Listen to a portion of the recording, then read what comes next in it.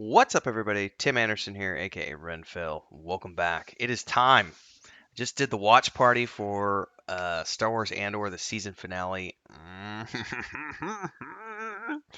So good, so good, so good on so many fronts. Really, really, really happy with the way they pulled this off. I have a lot of thoughts. We're gonna be diving into stuff this morning in my final review for Star Wars Andor. And if you haven't watched it yet, I would. This is gonna be a show where I think I'm gonna turn around and watch the whole thing again, just because it was so good. I think I want to sink my teeth in and just watch it all episodes binged. The best part about this is that Chris hasn't watched it yet. She also hasn't watched House of the Dragon yet, so we're getting caught up on all things. But she finally watched the season finale of Rings of Power 2 days ago. But we're gonna be watching House of the Dragon together, and then this show together, and then Willow coming up. So I'll be interested to be able to turn around and binge watch this over a period of 2 or 3 days, with Chris watching it too, and be able to get things that I didn't get the first time around. But great finale. Um, had a bit of a slow burn here and there, but overall it was a really good episode, and I can't wait to dive into it with you. Um, I would say that as usual, don't forget this is a spoiler heavy review. I don't do spoiler free. So if you don't want spoilers, you need to go ahead and just walk away, because I talk about the whole episode here, and we go into things in great detail. So yeah, that's your warning. You've had your chance. From here on forward, there's spoilers. And if you are new here, don't forget to like, subscribe, and hit the bell icon so that you can continue to get more of my watch parties, reviews, video games, book reviews, show reviews, stuff around Middle Earth, and all sorts of other things. All the things I do here on the channel. In the meantime, let's dive into the review. So the consensus here is that we are having sort of a culmination of everyone being on barracks at the same time, and it's all around the funeral for Marva, his adopted mother, Cassian's adopted mother, and everybody's here for different reasons. We've got Cinta and Vel are here, along with Luthen. Luthen actually shows up on the planet, and they want to find Cassian because they want to get rid of Cassian because Luthen views him as a loose end. Dedra's here because she wants Cassian, because she wants to question Cassian, because she's trying to get to Axis, who is Luthen, who's on the same planet at the same time. Cyril's here because he suspects that Cassian's going to be here, and he wants to get Cassian because he needs his vengeance, and he needs to clear his name. So he's here for that. And then you have the Imperials, who are also here because of all of this stuff, and they're also after Cassian because that's what the ISB wants, or that's what Dedra wants. So it is a culmination of all of these events, um, pulling everyone to the planet around Marva's funeral because they know that Cassian's going to be here. There is a tiny storyline here, because we can't forget about Mon Mothma's character, because what's happening with her is going to be going into season 2. So there still is a little bit of Mon Mothma, but not much. There's a few scenes here, and it is. I'm going to get this out of the way first because it is very small. Her sort of like a cameo appearance here, a couple of scenes, no more nor less. The first scene is with her and her husband in a taxi, or with their driver, I should say, and she's accusing him of gambling again, and he denies it. And for a minute I thought that it might be legit, and then I realized what she's doing because the driver flipped on the um, comms and started listening in on the conversation. She's providing a cover at this point, so she's accusing him of using family funds for his gambling. So she's so desperate now that not only is she using her daughter to get out of to cover their asses, she's also scapegoating her husband and blaming him for something that he didn't do because she needs a front for where that money disappeared from. And of course, he's telling her, this somebody's lying to you. It's a political assassination. I've not been gambling. You don't know what you're talking about. And later on, that same driver, it turns out to be a spy for the ISB and reports it back to the ISB.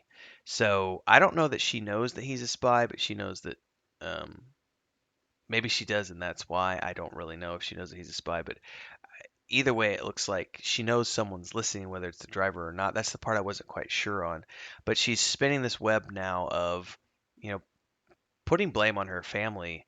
This is just the perfect example of good people doing bad stuff to try, for good reasons, to bring down the empire. But just the things she's forced to do, and this comes back to Luthen's speech a couple episodes ago about, you know, I'm forced to use the same strategies of my enemy to defeat my enemy, and it's heartbreaking. But also from a storytelling standpoint, it just makes it's visceral. It makes you really feel for her because she's so desperate to not get caught that she's throwing her husband under the bus. She's offering up her daughter as a sacrifice, and that's sort of how something comes up towards the end of the episode is her daughter gets introduced to the mafia lord's son, and that's really all we get from Mon Mothma this episode. So it's sort of an underlying thing that's setting up for what's coming in season two.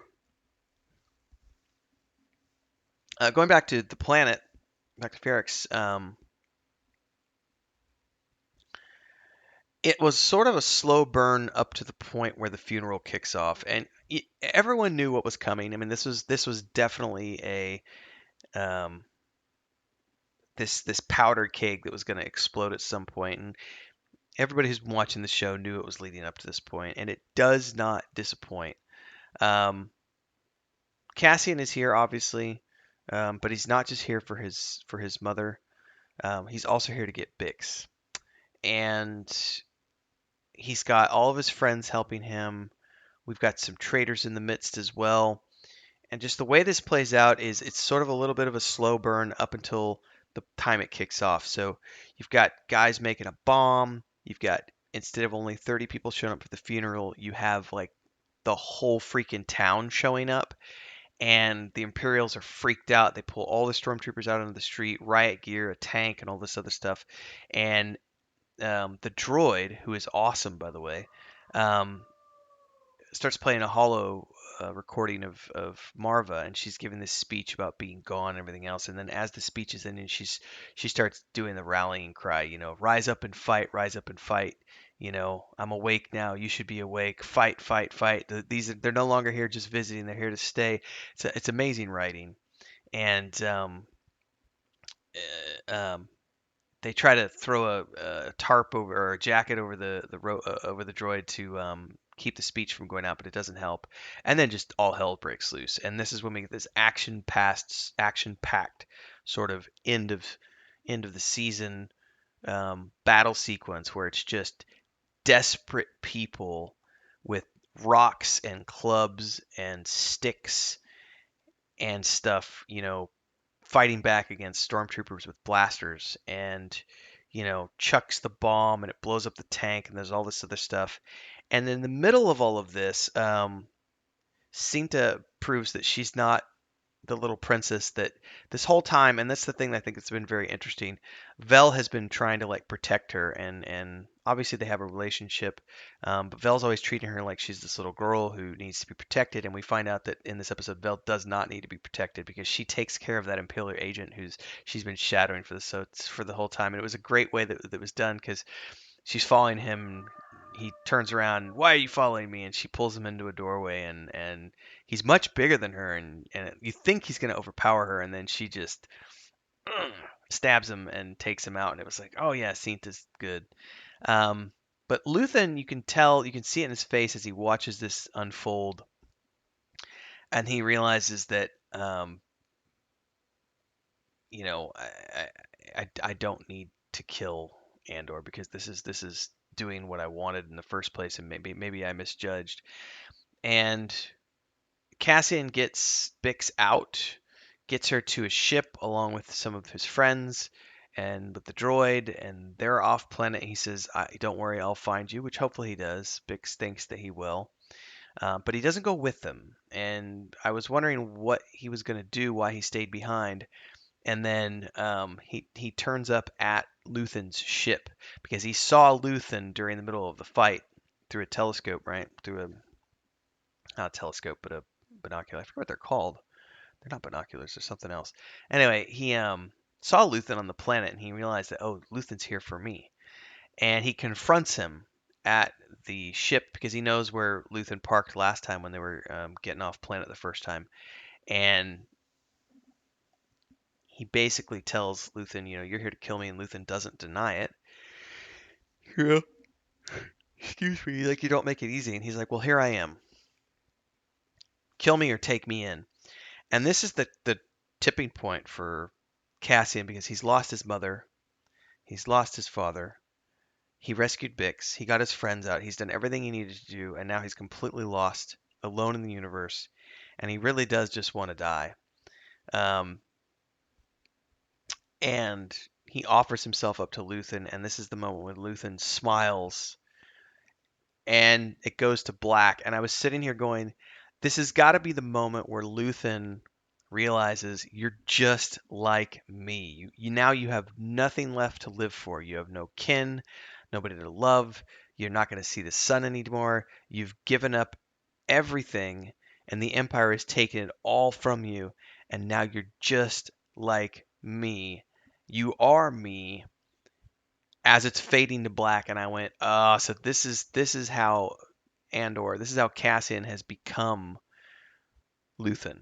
That he becomes this super spy because he literally has nothing else to lose now. And so the next few years as we lead up to Rogue One are going to be him fully committing to being this guy who wants to take down the Empire by any means necessary.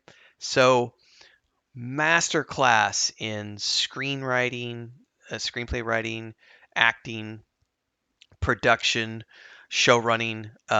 I think I gave every episode out of this show other than one. I think I gave one an 8 out of 10 because it was a little slow. But every other episode was a 10 out of 10 for me, and this was no exception. Highly, highly entertaining television. Um, Loved it. And now I'm sitting here starving for season two, and it turns out we're going to have to wait 2 years because it's not coming out in 2023. It's going to be 2024 until we get it. I think that was the what I heard the other day. It's going to be a while. But in the meantime, we've got Tales of the Jedi that I'm going to be talking about next, and then we have Willow is starting next week. So hopefully I'll be having you guys tune in for that as well. If you've gotten to the end and you haven't already done so, do me a favor and like, subscribe, hit the bell icon because I'll be continuing to review lots of other shows and do other things here on this channel. And hopefully I've earned your support in some way. You can do super thanks on these videos down below. Just click that button. It's the heart button down there. Donate whatever you can. You can also do super chats and stickers on premieres and live streams. After the fact, you can also join as a member of the Adventurers Guild if you want to join. There's 3 different tiers. We also have a Patreon page for the fantastical world of Weave in the Void, which I work on with my brother and my wife. There's a book series, a point-and-click adventure game, and a 5th edition source book. Plus, we stream on Sunday night, so hopefully we'll see you over there for all that stuff. Until next time, may the Force be with you, everyone. Cheers.